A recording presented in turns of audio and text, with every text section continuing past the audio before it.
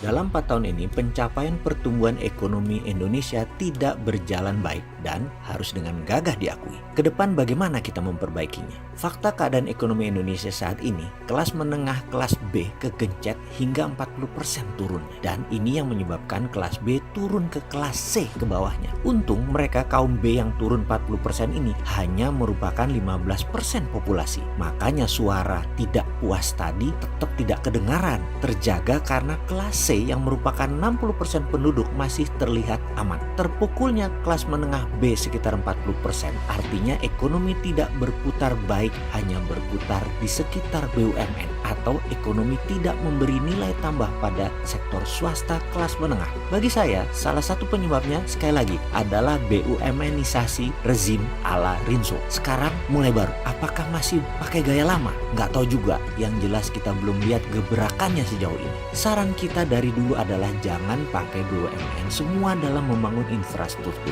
dan jangan membangun infrastruktur statis saja, tapi ke depan kita harus membangun infrastruktur dinamis, yaitu industri. Infrastruktur statis bisa bikin arus kas tidak berputar, dan sekarang sudah terbukti kas banyak kering. Sungguh, kita ingin sekali membantu negara ini berdiri tanpa uang Cina, tanpa teknologi Cina, dan tanpa labor Cina. Tapi kita ini bisa apa? Ya sudah, kita pakai cara lain. Mengingatkannya pakai video. Bener deh, kita tidak akan lelah memberi solusi ke negara kita ini. Apa yang kita ingin sarankan? Kita ingin negara mulai menjadi negara produsen penghasil sesuatu.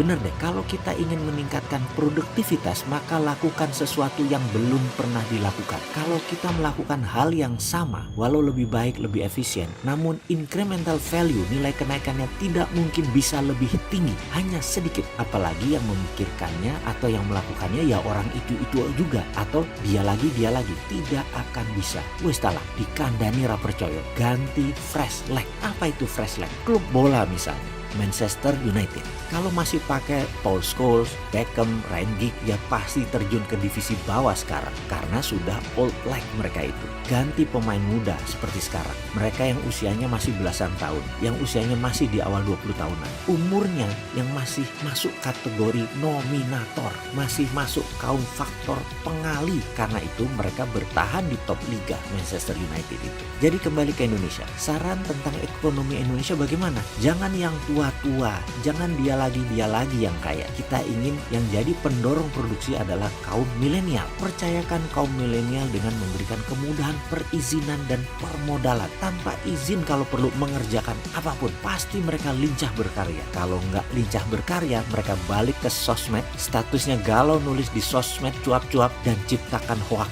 Capek nggak tuh jadi pejabat digerendengin milenial?